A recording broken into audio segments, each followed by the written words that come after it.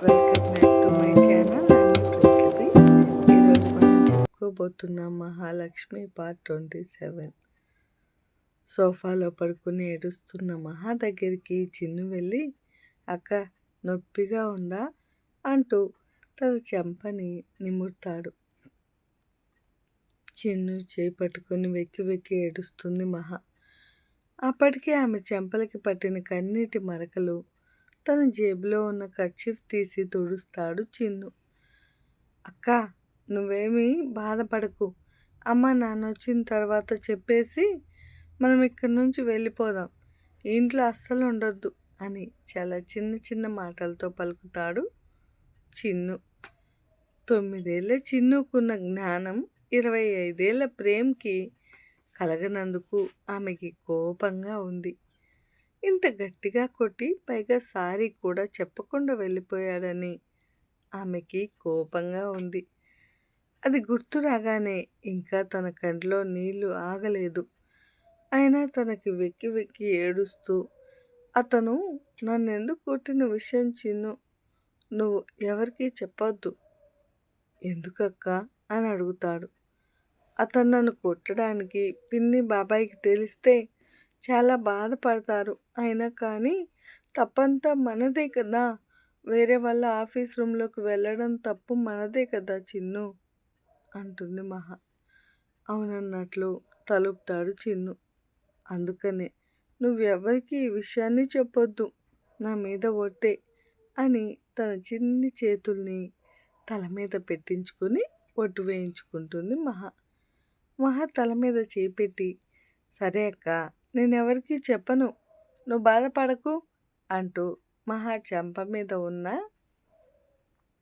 అతని 5,000 గుర్తుల్ని చూసి చాలా కోపం వస్తుంది. గది బయట ఏదో చప్పుడు అయినట్టు అనిపించి తన కన్నీటిని తన చీర కొంగుతో తుడుచుకొని సైలెంట్గా కూర్చుంటుంది మహా. ఏడుపుని బలవంతంగా ఆపుకొని ఎవరో లోపలికి రండి అంటూ.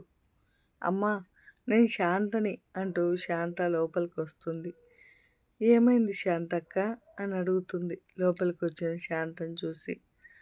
అమ్మా మీరు నా దగ్గర దాయాల్సిన అవసరం లేదు, నేను వంటగదిలో నుంచి జరిగిందంతా చూశాను, నేను అక్కడికి వస్తే బాగోదని అక్కడే ఉండిపోయాను, నన్ను క్షమించమ్మా అని అంటుంది శాంత.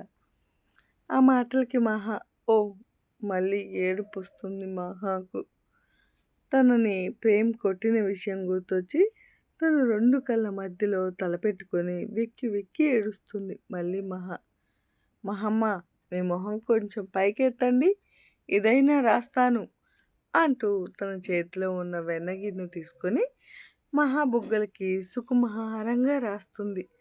అయినా చల్లదనానికి కూడా ప్రేమ్ కొట్టిన గాయానికి చెంప దెబ్బకి తాళలేక మహా చెంప చురుక్కుమంటుంది. ఆమె మరి కాస్త వెన్న తీసుకొని మహా చెంపకు రాస్తూ, అమ్మా ప్రేమ్ బాబు చాలా మంచివాడు, నేను చిన్నప్పటి నుంచి అతను చూస్తూనే ఉన్నాను, ఏ అమ్మాయితో తను దురుసుగా ప్రవర్తించెరగడు, కానీ మీతో ఎందుకు ఇలా ఉంటున్నాడో నాకు అసలు బొత్తిగా అర్థం కావట్లేదు, ఆయన తరపున నేను క్షమాపణలు అడుగుతానమ్మా, మీరేం బాధపడకండి అని ఏదో ముఖ్యమైన ఫైల్స్ అయి ఉంటాయి, లేదంటే ఇలా ప్రవర్తించడు చిన్నబాబు అని అంటూ శాంత ముఖం వైపు చూస్తుంది.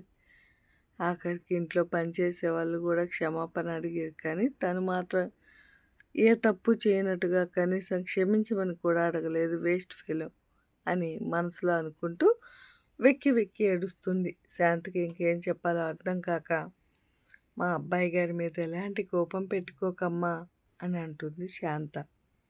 శాంతక్క నేనేం మీ చిన్నబాబుని కోపగించుకోనులే, నువ్వు కంగారు పడకు, తను బాధపడుతూ కూడా ఇతరులను బాధ పెట్టకూడదని మహా మంచితనానికి శాంత ముగ్ధురాలైపోయింది. అమ్మా చల్లగా ఐస్ ముక్కలు తీసుకురానా, మీ అందమైన చెంప బాగా వాచిపోయింది అని అంటుంది శాంత.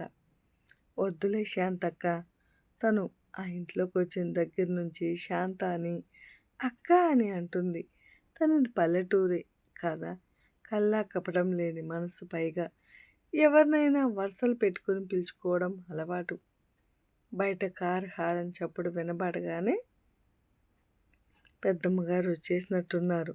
నేను వెళ్ళొస్తా మహమ్మ అంటూ వెళ్తున్న శాంతాన్ని ఆపుతుంది మహా. ప్రేమ్ మీటింగ్ అయిపోగానే వాత్తవ్, సూర్య, ప్రేమ్ కాఫీ షాప్‌లోకొచ్చి కూర్చుంటారు. వాళ్ళు ముగ్గురు. రేయ్! ఈరోజు మీటింగ్ చాలా బాగా జరిగింది.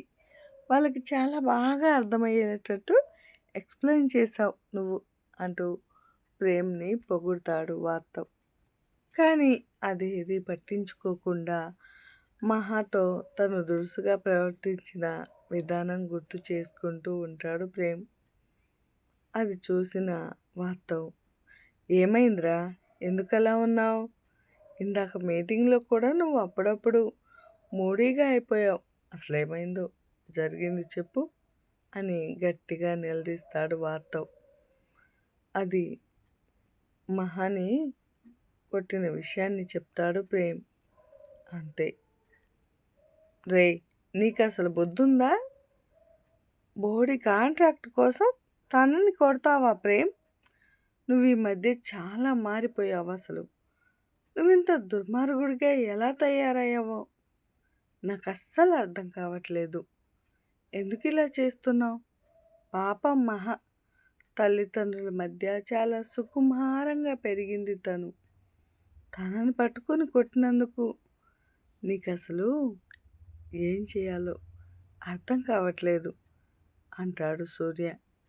రేయ్! తప్పంతా నాదే అన్నట్లు మాట్లాడతారు. ఎందుకు మీరు? ఈ మీటింగ్ కోసం మనం ఎన్ని రోజుల నుంచి వెయిట్ చేస్తున్నాం. మీకు తెలీదా? ఏదో కోపంలో కొట్టాను. ఇప్పుడేమైంది? ఏం కాలేదు. నువ్వు ముందెళ్ళి మహాకి సారీ చెప్పు. వాత్తవ్, ఏం మాట్లాడుతున్నావు నువ్వు?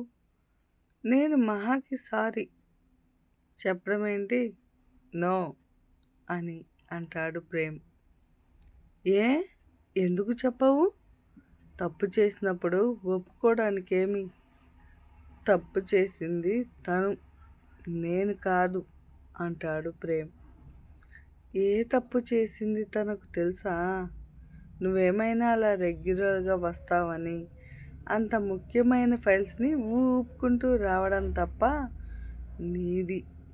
వాస్తవ మాటలతో ఆ ప్రదేశమంతా ఒక్క 5 నిమిషాలు నిశ్శబ్దంగా ఉండిపోయింది. ఈ స్టోరీ మీకు నచ్చినట్లయితే తప్పకుండా సబ్స్క్రైబ్ చేసుకోండి. అలాగే కామెంట్ చేయండి, లైక్ చేయండి, షేర్ చేయండి.